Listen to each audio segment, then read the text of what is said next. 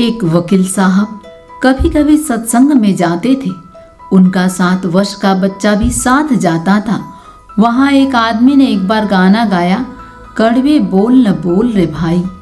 बच्चे को यह गाना अच्छा लगा, उसने याद कर लिया।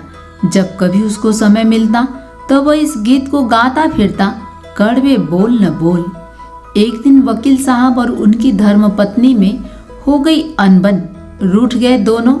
कई दिन बीत गए, एक दूसरे से बोले नहीं, परंतु पति पत्नी कब तक रूठे रहे। पति के मन में बार बार आए कि वह मान जाए, पत्नी के मन में भी आए, परंतु दोनों की यह इच्छा कि पहल दूसरा करे।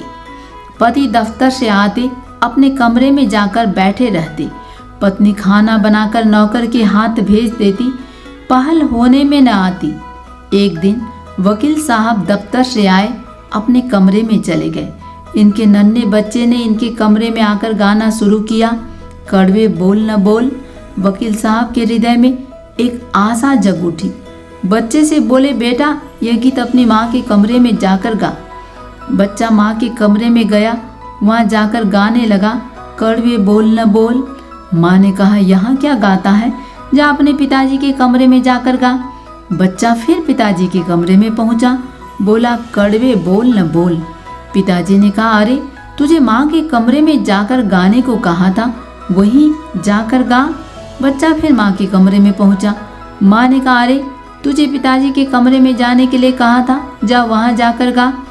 बच्चे ने दोनों कमरों के बीच में जाकर कहा, तुम दोनों तो मुझे गाने नहीं देते, मैं अब यहाँ खड़ा होकर गाऊंगा।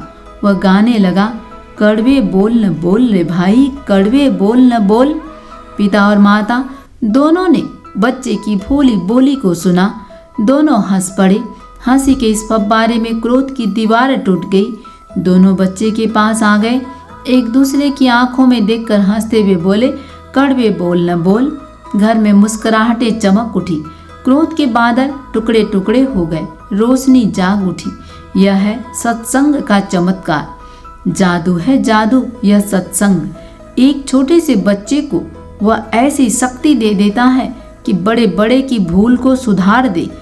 तुलसी मीठे वचन से सुख उपजत चहुँ ओर, वशीकरण यह मंत्र है, तज दो वचन कठोर।